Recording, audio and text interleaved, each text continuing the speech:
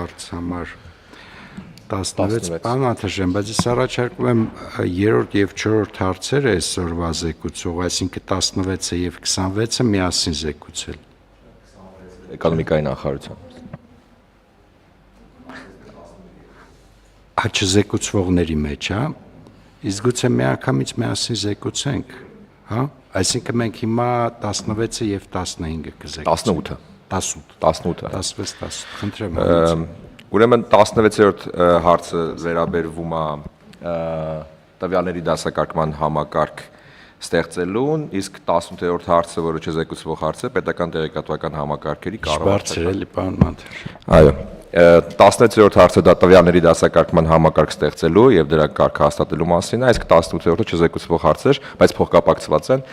դա պետական տեղեկատվական համակարգի կառավարչական համակարգի կիրառման կարգը հաստատելու մասին է։ Ուրեմն նախապատմությունը հետեւյալն է, որ երբ որ մենք մեր թվային համակարգի եւ թվային վերափոխման օրակարգը սպասարկում էինք, մի քանի խնդիրներ առաջացան եւ անցած տարվա վերջում ընդունեցինք հանրային տեղեկությունների մասին օրենքը եւ հանրային տեղեկությունների մասին օրենքը 20-րդ հոդվածը հստակ ձևակերպում էր, թե ինչ ենթահամակարգեր են պետք, որպեսզի մենք ունենանք։ Այնտեղ 5 ենթահամակարգի մասին էր խոսքը գնում, տվյալների դասակարգման համակարգի, որը որ այսօր հիմա ես կզեկուցեմ, ազգային տարածական տվյալների ենթակառուցվածքի մասին, որը որ հետագայում մենք նորից կբերենք կառավարության քննարկմանը, տեղեկատվական համակարգերի անվտանգային միջոցների համակարգերը, որը որ արդեն կառավարությունը եւ հաջորդ նիստերին կներկայացնենք, տվյալների փոխանակման շերտը արդեն ընդունվել է եւ պետական տեղեկատվական համակարգի կառավարման համակարգը, որը այսօր նույնպես ես կներկայացնեմ։ Այս համակարգերի փոխգործելիությունը եւ մի ստանդարտով իրար հետ շփվելը շատ կարեւոր է, որպեսզի ճշգրիտ եւ առանց խափանումների տեղեկությունները փոխանակվեն համակարգերի մեջ։ Օրենքը, որը որ մենք ընդունում ենք, մի շատ կարեւոր սկզբունք էր ամրագրում, տվյալը մեկ անգամ գաղափարը, որը նշանակում էր, որ եթե որևիցե տեղեկատվական համակարգում մի տեղեկություն երևիցե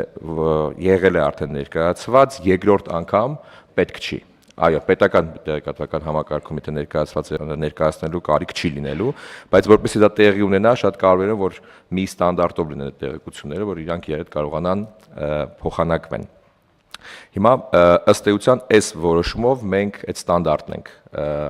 ձևակերպում եւ ասում ենք, որ թե ինչ ձևով պետք է լինի եւ ինչ ձևաչափով պետք է տեղեկությունները հավաքագրվեն։ Օրինակ բերեմ, որ ավելի հստակ լինի, օրինակ եթե մեր ներքին վարչատարածական միավորների մասին տեղեկություն լինի, օրինակ բնակչության պետական ռեգիստրում իմ տեղեկությունները կարող է հասցեն գրածված լինի եւ միտեղ գրված լինի օրինակ քաղաք Երևան, միտեղ կարող է գրված լինի Երևան, միտեղ կարող է գրված լինի կարճ Երև եւ այլն։ Այս ձևակերպները որպեսի վերանան, մենք ստանդարտն ընդունել ենք եւ ֆիքսում ենք, թե ինչ ձև պետք է լինի, որ բոլոր շտեմարաններում մի ձև լինի, որ կարողանան իրար հետ հասկանալ։ Սա նաև վերաբերում է տարբեր այլ երկրներին, օրինակ,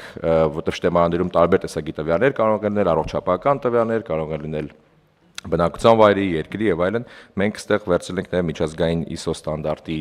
ձևակերպները կոնկրետ երկրների վերաբերյալ, կարող է լինի բնակության վայր եւ այլն եւ այլն։ Ըստ էության սրա մասին է տվյալների դասակարգման համակարգը ստեղծելու վերաբերյալ, իսկ պետական տեղեկատվական համակարգի կառավարչական համակարգը ըստ էության արդեն դրա կառավարման համակարգն է, թե ինչպես են իրենք մեկը մյուսի հետ արդեն փոխանակում։ Եթե կարճ այսքանն էր։ Այսինքն ըստ էության, որպեսզի թվային աշխարհում աշխարհիկ մարդկանց համար հասկանալի լինի, մենք ստեղծում ենք մի ստանդարտ, տվյալների ստանդարտ, որը պիտի օգտագործենք շտեմարաններում տվյալների մուտքագրման եւ պահպանման համար եւ հետո օգտագործման համար։ Այսինքն ըստ էության սա իմպերատիվ է պետական մարմինների համար, թե ոնց ենք մենք աշխատելու տվյալի հետ, որպեսզի ապահովենք մեկ անգամ մեկ տվյալ եւ այլևս բոլոր համակարգերի այդ տվյալի գոյությունը, որպեսզի ամեն անգամ մարդկանց չասենք անձնագրի պատճենը բեր, ID քարտի պատճենը բեր եւ այլն, այդ համակարգը լիարժեք աշխատի, ճիշտ եմ, չէ՞։ Հենց այդպես, պարոն, մի բան էլ հավելեմ, որ նաեւ այդ շտեմարանները, ովքեր որ կառավարում են, ունենք մի մոտ 30 մոտավորապես շտեմարաններ, եթե այդպես ամփոփեմ, որոնք որ մեր համար կարեւոր են, այդ շտեմարանների կառավարիչներ կան եւ իրենք պետք է այդտեղ նաեւ նկարագրեն, թե դա ինչի համար է, որպեսզի տվյալի փոխանակումը մարդիկ հասկանան, թե որտեղից պետք է դա վերցնեն։ Այսինքն, ինչ որ դուք նշեցիք, միանշանակ տեղի ունենալու համար պետք է նաև շտեմարանի նկարագրություն ունենա։ Մենք դա ենք ձևակերպում, այլ լեզվով ասած, ասում ենք ճակերտավոր լեզու եւ շտեմարանի նկարագրությունը, այսինքն տեխնիկական պարամետրերը, թե տվյալների նկարագրությունը, բովանդակային թեթեղ ինչա զետեղված։ Հենց այսպես ասած, ճակերտավոր անձնագիրն ենք գրում, թե դա ինչի մասին է եւ ինչ լեզվով պետք է այդտեղ ամեն ինչը գրվի, որ կարողան իրար փոխանակվեն, այո։ Շատ լավ։ Պարոն Երիցյան, կավելացնեք ինչ որ բան։ Հիմնականում ասվեց, ուղղակի շտեմարանները բոլորը պիտի ունենան օրենքով սահմանված կանոնակարգ, որտեղ շատ հստակ սահմանում է երբ է ստեղծվել, ինչ հաճախությամբ տվյալը հավաքվում, ինչի համար է հավաքվում, ով կարող է դիմել այդ տվյալին, ոնց կարող է բաժանվել եւ այլն։ Կառավարչական համակարգը դա է ունենում։ Բայց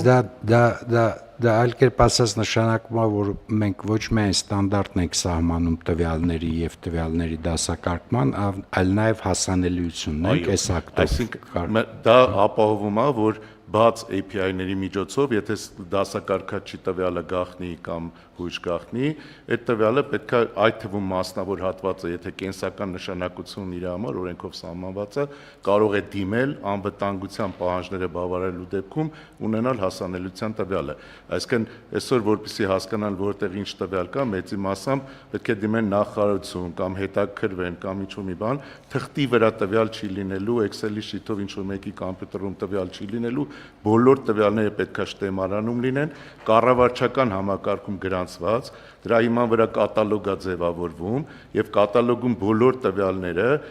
բաց ծրագրային միջերեսով API-ը հասանելի է լինենում, որ կարողանան ավտոմատ տվյալները ինտեգրեն իրենց ավտոմատ համակարգերում։ Մի բան էլ ավելացնեմ, օրենքը նաև տարածվում է հանրային ծառայություններ մատուցող ընկերությունների վրա։ Դա էլ պետք է ապահովել, այդ աշխատանքները տարվում են, դա կարևոր է եւ մասնավոր հատվածը, եթե միանում է այս էկոհամակարգին, նույնպես պետք է ստանդարտներ ընդունի, այդ թվում կիբերանվտանգության պահանջները պետք է կարողանան բավարարել, որովհետեւ մի պահանջը ասեցինք, որ միայն մեկ անգամ մասնավոր հատվածի միանալու մոտիվացիան այն է, որ իր ծառայությունները լավանում է ավտոմատ, որովհետեւ ինքը օգտագործում է այդ մեկ անգամ տվյալի մուտքագրում սկզբունքը իր ծառայությունները մատուցելիս, հա։ Դա մեկ եւ երկրորդը փոխանակվում է, չէ՞ մեր հետ։ Այո, փոխանակվում է դա մեկ, բայց նաեւ մենք օրենք ենք ընդունել այդ հանրային տեղեկությունների մասին օրենքը, որը տվյալը շտեմարանում ավելի բարձր իրավաբանական ուժ ունի, քան փաստաթուղթը։ Մեկ ծննդյան վկայականը այլևս պետք չի պահել, եթե իմ տվյալը բնակչության ռեգիստրում ֆիքսված է եւ API-ով հասանելի է։ Դա էլ է մասնավոր հատվածին խթանում, որ ինքը տվյալը վերցնի։ Եվ այդ ամբողջ համակարգի X-ROD-ը անցած անգամ որ քննարկեցինք, այդ հարցումը այսպես ասած տվյալների շտեմարանում ֆիքսում է այդ տվյալ պահին այդ հարցում ինչի համար է արված, որը նույնն է ոնց որ փաստաթուղթ տպեն։ Սա է համակարգը ապահովում, որ մենք անցնենք փաստաթղթային համակարգից տեղեկատվական կամ թվային համակարգի։ Եվ եւս մի բան եմ ուզում կարևորել, բայց այդ մասը պարոն Երիցյան, ներողություն եմ խնդրում, հիշեք ինչ եք ասելու, բայց մի պահ ընդհատվենք հաշվի առնելով մեր ցավոտ պրակտիկաները։ Հիմա պարոն Դադունց, կարող է ունենանք մի իրավիճակ, որ sense ջանքներ դնենք, կարգի բերենք այս տվյալների շտեմարանները, վերջում մի հատ դատավոր պարզի, որ չէ ճիշտը թուղթն է։ Ես դա հենց այդ ռիսկը իրավական անվտանգության մեր նախաձեռնության լավ կլինի, որ այս փուլից քննարկենք։ Որովհետև տեսեք, պարոն Երիցյանը մի շատ կարևոր բան է ասում, որը ապագան է այս ամեն ինչի, որ քաղաքացու վերաբերյալ տվյալը էլեկտրոնային ըստ էության քաղվածքը ինչ որ համակարգի վավեր իրավական բարձրագույն իրավական ուժ ունեցող կոնտենտա, չեմ ուզում ասեմ փաստաթուղթա, որ էլի չնույնականացնենք թղթի հետ։ Հիմա սա փորձաքննություն արվել է կամ խնդրեմ մի անգամ էլ անենք, որպեսզի հետո սյուրպրիզներ չունենանք։ Նորից քննարկենք բան փոխվարչապետ, բայց օրենքի ձևակերպում եթե հստակ լինի, որ դա ունի բավարար իրավական ուժ եւ հիմա էլ դատավարությունների թվայնացմանը զուգահեռ, հիմա դատաներում նման խնդիր ըստ էության չի էլ արձանագրվել, այսինքն եթե դատավարական օրենսգրքերում մենք ունենք կարգավորումներ, որ էլեկտրոնային համակարգի միջոցով ներկայացված հայցադիմումը եւ փաստաթղթերը դրանք վավեր են, փաստաթուղթ նկատում էլեկտրոնային ստորագրությամբ կամ էլեկտրոնային տվյալները այդ ձևակերպման հիման վրա հիմա աշխատում է համակարգ, այսինքն մենք ինչ որ ռեալ խնդիրներ այստեղ չենք հայտնաբերել, բայց Պարոն Դադունց, ասեմ մտավախությունս գալիս է էլեկտրոնային ծանուցումներից, որ միասնական պրակտիկա չեմ զգում մինչև օրս։ Չնայած որ կարծում եմ, որ օրենսդրությունը բավարար հստակ ասում է, որ էլեկտրոնային ծանուցումը պատշաճ ծանուցում է, բայց այնուամենայնիվ լինում են դեպքեր, որ տենց ինչ որ միանշանակ չին կալումները։ Ուզում եմ ասեմ, որ այս փուլից սկսած մենք պիտի այնպես անենք, որ բոլորի մեջ բոլոր պրակտիկաներում հստակ ամրապնդվի, որ մենք գնում ենք տվյալների իրավական լիարժեք ուժի սկզբունքով։ Հակառակ դեպքում մենք երբեք չենք ունենա թվայնացում, ինչը նշանակում է երբեք չենք ունենա քաղաքակիրթ ծառայությունների մատուցման հնարավորություն, ինչը որ անթույլատրելի է։ Եթե անհրաժեշտություն կա ինչ-որ լավարկումների կամ փոփոխությունների օրենսդրական, իմ խնդրանքն է, որ զուգահեռ անենք, որպեսզի երաշխավորված լինի, որ սա այսպես է։ Ոչ թե մենք ենթադրենք, որ այդպես է գրված օրենքում, այլ ուղղակի երաշխավորենք։ Շնորհակալություն պարոն փոխվարչապետ եւ նաեւ կխնդրեմ մեր գործընկերներին, ովքեր իրենց գործունեության ընթացքում, վարչարության ընթացքում, եթե հանդիպել են այնպիսի դատական պրակտիկայի, որը իրենց կարծիքով խոչընդոտում է այդ կարգավորումների իրացմանը, մենք աշխատենք դիմեն մեզ եւ մենք հստակեցումներ անենք համապատասխան օրենքներով։ Շատ լավ, պարոն Դադուն, շնորհակալություն։ Համեցեք, պարոն Թևոսյան։ Պարոն Գրիգորյան, ձեր հարցը բարձրացրած շատ կարևոր է, այնց գերկարևոր է, որտեղ մենք բոլորս հիմա գնում ենք դրան, մեր բոլոր համակարգերը նաև օրինակ հասանել ենք դարձնում նույն օգտագործողին, հա, օգտագործողը ինքը կարող է իր տվյալները տեսնել եւ անհրաժեշտության դեպքում տպել կամ արտահանել որևէ ֆորմատով եւ ներկայացնել որևէ տեղ, հա, եւ առնչվում ենք հետեւյալ իրավիճակներին, գրեթե մեծամասնությամբ, իդեպ ոչ միայն պետական կառույցներում, այդ թվում մասնավոր հիմնարկներում, որ ասում են մինչև վրան կնիկ չլինի մեկն է ստորագրած չլինի, թուղթը չենք ընդունում, դա դու կարող ես օրինակ Photoshop-ով սարքել, հա։ Ընդհանուր մինչև բանկային քաղաքացիներն են անպայման կնքած ստորագրած ուզում, որ հիմք ընդունեն իրանց այդ բալանսի համար եւ իրոք ճիշտ եք ասում, եթե այս եւ կտրուկ է պետք սրան վերջ տալ, եթե օրենքապետ կընդունել, օրենքապետ կընդունել, եթե ինչ որ այլ իրավական ակտեր է պետք ընդունել, այլ իրավական ակտեր եւ չպետքա լինի հայեցողական մոտեցում, որտեղ նաեւ կան դատավորներ, որ կընդունեն, կան դատավորներ, որ չեն ընդունի։ Իմ տպավորությամբ մենք նաեւ դրան ենք առնչվում ու մենք անդադար կառնչվենք հետեւյալի հետ, թվային տվյալը կա մաքուր է, մենք իրար մեջ օգտագործում ենք, որտեվ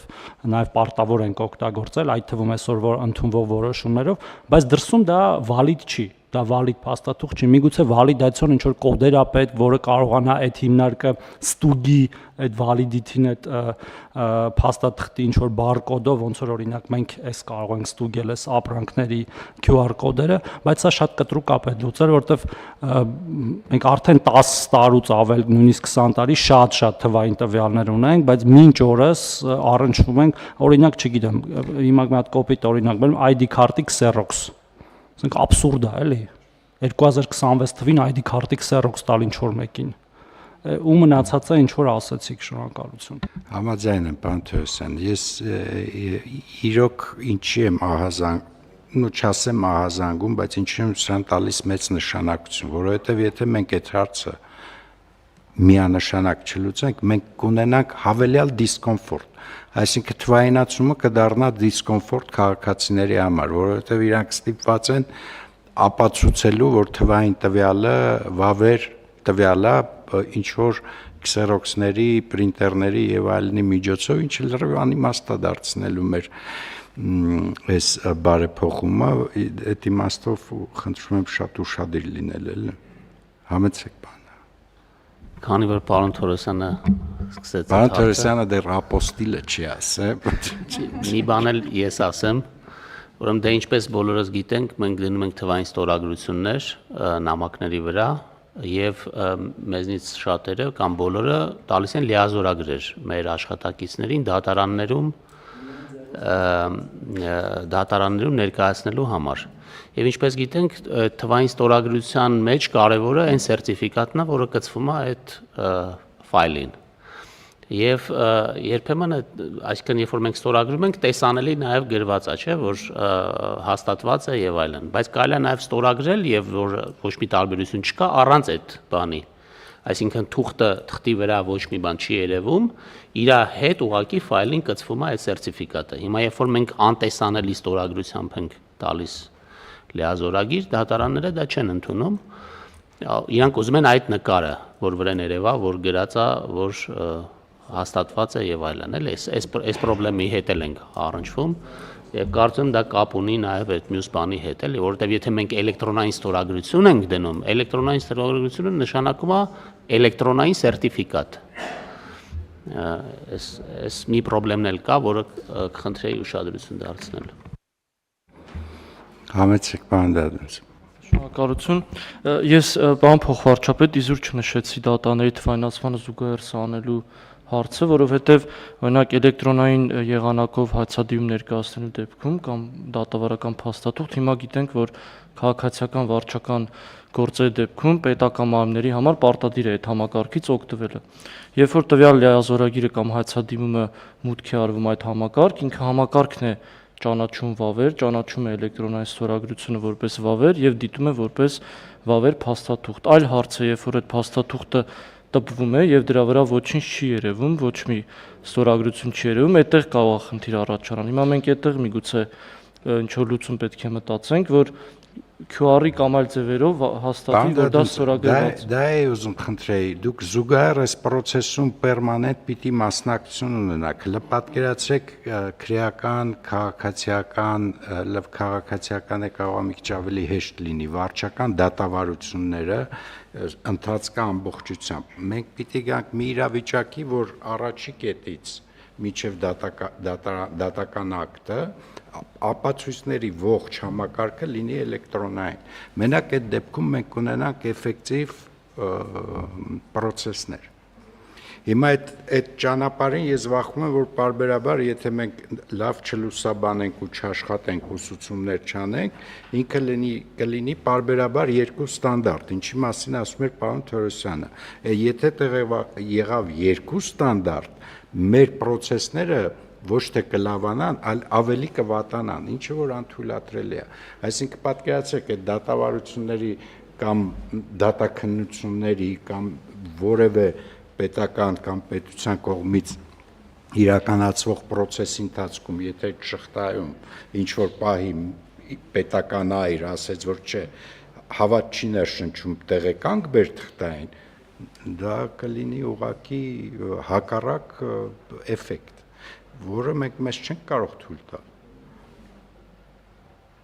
Խնդրեմ։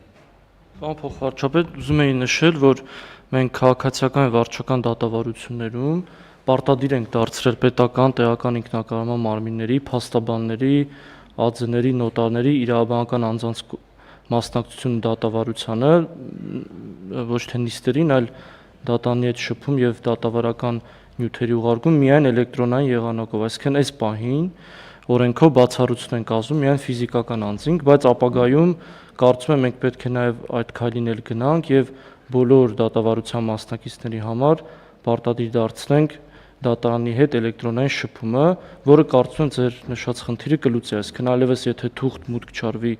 դատարան, այլ համակարգի միջոցով դա իրականացվի, ձեր նշած խնդիրն էլ աստիճանաբար կվերանա։ Շատ լավ, համեցեք բան։ Ան ոչ պարոն Գրիգորյան կներեք, բայց քանի որ պարոն Դադուսը շատ նշեց այդ էլեկտրոնային դատավարությունը, պարոն Դադուս, ես եթե չեմ սխալվում, դրանք նույն թղթերն են, պարզապես սկանարած ու կցած այդ համակարգին, այդտեղ էլեկտրոնային եւ թվային տվյալների մասին խոսալը ինձ թվում է մի քիչ ճոխ է։ Եթե մենք պարզապես սկանարած ֆայլերը կցում ենք, որ պարզապես անձամբ չգանք եւ փոստին չծանրաբեռնենք դատարան դիմելու, նույնն էլ իրանք են անում, իրանց որոշումները գրավոր ստորագրում են, դատավորը վերջում ստորագրում կցում է, այդ չեղավ թվային կամ եղավ շատ փոքր մասով թվային, որովհետև թվայինը ուրիշ բանի մասին է ընդհանրապես։ Միանշանակ, հենց այդ սկանն էլ, հենց վտանգը, իմ անհանգստությունը հենց սկանն է, որովհետև եթե թվային տվյալի փոխարեն մենք ընկալեցինք, որ թվային փաստաթուղթը դա սկանն է, նշանակում է իմ ասած խնդրեմը անվերջ շղթայի մեջ լինելու է, որովհետև սկանի պարագայով դատավորը, քննիչը, կադաստրի աշխատողը, հարգարժան ինքը ասելու է, չէ, ես անհանգիստ եմ, բերեք սրա վերիֆիկացիան, եւ ինչ որտեղ ինքը ճիշտ կլինի, բայց եթե ինքը ստանում է կոդով փաստաթուղթ տվյալ, այդտեղ ինքը ճիշտ ասած պիտի դա վերցնի որպես դոգմատիկ ճշմարտություն տեղեկատվության իմաստով եւ ես կարծում եմ որ իրոք շատ արդյունավետ կլինի էլի բայց միևնույն ժամանակ շատ լավ հասկանում ենք բոլորս որ եթե մենք այդ ամբիցիան ենք դնում նշանակում է կիբերանվտանգության ամբիցիաները մեր այսինքն մենք էլ իրավունք չունենք կիբերանվտանգությանը որպես սիմվոլիզմի վերաբերվել կամ որպես մոդայիկ տերմինի դա արդեն շատ լուրջ է որովհետև դրանով իսկ մենք ինքներս երաշխավորում ենք որ այդ տվյալը վերջնական է եւ ճիշտ Եվ եթե հետո պարզվի, որ դա հնարավոր է շատ արագ հեռախոսով փոփոխել, դա էլ մի ուրիշ խնդրեմ կառաջացնի, ըստ այդմ ես կարծում եմ պարոն Երիցյանը իր կառույցով զուգահեռ կտանի կիբերանվտանգության, այսինքն տվյալի երաշխավորված եւ ճիշտ լինելու խնդիրը, արդարադատության համակարգներ զուգահեռ կտանի դրա ձևի իմաստով դոգմատիկ լինելու խնդիրը եւ մենք կունենանք շատ լավ արդյունքներ ու շատ բան կփոխվի ու շատ ավելի արդյունավետ կլինի եւ պետությունը եւ պետական ծառայությունները եւ շատ ավելի կոմֆորտ կունենան մեր քաղաքացիները մեր հետ հարաբերվելիս Համեցեք պարոն Շնորհակալություն պարոն Քրանես քննարկման համար իրականում հենց պարոն Թորոսյանը նաեւ իմ մտքերը արտահայտեց ես էլ ուզում եմ բան ասի որ մենք էլեկտրոնային կառավարում ու էլեկտրոնային թղթերից դեպի թվային անցնել հենց դա ամենակարևոր կետն է սրա որտեղ եթե էլեկտրոնային ենք պատկերացնում այդ ձեր ասած scan ID քարտն է Xerox-ն է այդ ամեն ինչը էլեկտրոնային տեսքով կարելի անել մենք այդտեղ հենց այդ մոտեցումն ենք ուզում ստրես այսպես ասած անենք որ եթե XML ձևաչափով է որը որ էս որոշման մեջ է դրված այնց այդ թվային տվյալն է հիմքը հենց փաստաթուղթը այդ դրանով է որ ինչ որ իմ խոսքի սկզբում նշեցի տվյալը մեկ անգամ հնարավոր կլինի օգտվել այսինքն հենց մեկ անգամ պետք է լինի ու դա է որ մենք ՆԳՆ-ում արդեն այդ պրակտիկան կիրառում ենք մենք վարորդական իրավունք եւ տեղ անձնագրի կարիք չունենք մեքենա վարելիս այսինքն ինքը քանի որ համակարգը աշխատում է ճիշտ մենք նույնիսկ կրիչի կարիք չունենք որը սկանանենք տանք ինչ որ մեկին եւ ոնց որ թե ոչ մի խնդրեմ չի առաջացել ուղղակի պիտի հետեւողական լինենք որ ամեն մեկս մեր տեղում որ զգանք որ մեր տեսադաշտում այդ process-ը աշխատում է ճշգրիտ եթե մենք վարորդական իրավունքների եւ տեխնազնագրերի խնդիրը այս ձևով լուծված չլիներ ես ավելի լարված կլինեի բայց կարծում եմ հարցը շատ հեշտ լուծում ունի ու իդեալական աշխարհ։ Եթե կարելի է մի բան էլ ուղղակի հավելեմ, որ վերաբերում է բանկային պլաստիկ քարտերին։ Միանշանակ Երևի մենակ ես եմ մնացել, որ դեռևս պլաստիկ քարտն եմ օգտագործում։ Չէ, ես էլ մի հատ ունեմ։ Բայց տենց է։ Ուզում եմ եւս մեկ անգամ հիշեցնել նաև տեղեկատվական համակարգիչ շտեմարանների կառավարիչներին, որ ժամկետ ունենք օրենքով, այդ 1 տարին է, որ պետք է շտեմարանները աշխատանք տանել ու խնդրեի, որ նաև սերտ աշխատենք նաև կարգավորման հանձնաժողովի հետ, որ պարոն Երիցյանն է ղեկավարում, որ այս ամեն ինչը լինի պատրաստ ու ժամկետին հնարավոր լինի շահագործել։ Շնորհակալություն, առաջարկում եմ հաստատենք։ Մի րոպե, բայց էլի մտքեր կա, այս թեման շատ կարևոր ու հետաքրքիր թեմա է, եւ ես դեմ չեմ, որովհետեւ այս քննարկումը նաեւ լուսաբանում է, ինչը որ նույնպես շատ կարևոր է։ Համեցեք, պարոն Նացականյան։ Շնորհակալություն։ Պարոն Գրիգորյան, դուք լուծումը հնչեցրեցիք դատարանների մասով։ Խնդրի էությունը քննարկումից ակնհայտ երևաց։ Խնդրի էությունը թե օգտագործող օգտատերը ով է, քաղաքացին, թե պետական եւ տեղական ինքնակառավարման մարմինը։ Պարոն Երիցյանը տանում է ամբողջ այս համակարգը դեպի ինտեգրված վարչական ռեգիստրների համակարգի ձևավորմանը, որտեղ պետական մարմինները, այդ թվում նաեւ դատարանները, միևնույն նույնականացման ծածկագրով, այդ համակարգը այդպես է ձևավորվում, միևնույն սահմանումներով եւ դասակարգումներով վարչական ռեգիստրների ինտեգրված համակարգն է, ինչ որ սկանդինավյան երկրներում գոյություն ունի։ Եվ ծածկագիրը հավաքելով այդ անձի կամ կոնկրետ տնտեսավարող սուբյեկտի, այսինքն կլինի ֆիզիկական թե իրավաբանական անձ,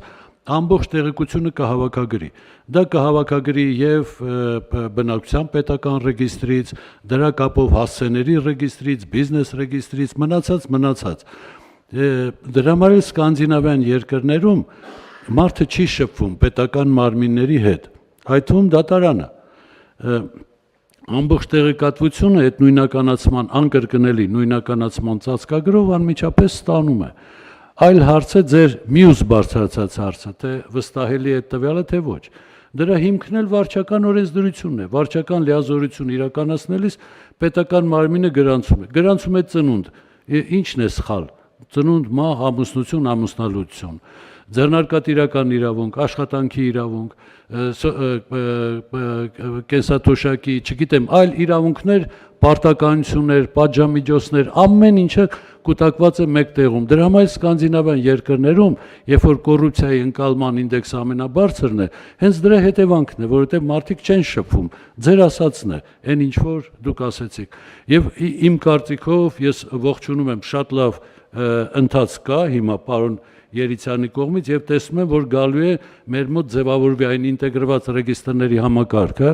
որը 2018 թվականին Դանիայի վիճակագրության ղեկավարը ներկայացրեց մեր վարչապետին եւ կառավարության անդամներին եւ շնորհակալություն առաջընթացի համար։ Շնորհակալություն, դա ինչ խոսք հիմա մեր նպատակներից ֆունդամենտալ նախ եւ առաջ կոռուպցիայի դեմ պայքարն է, որովհետեւ այս ի վերջո այս թվայինացման եւ տվյալների ճիշտ օգտագործման եւ ճիշտ շրջանառության առանց դրա ուղղակի հնարավոր չի արդյունավետ պայքար ենթադրել կոռուպցիայի դեմ։ Բայց նաև իհարկե ես այնուամենայնիվ ուզում եմ, որ մենք նաև հասկանանք, որ քաղաքացիների կոմֆորտն էլ է շատ կարևոր հարց, որը պիտի ապահովենք, այդ իմաստով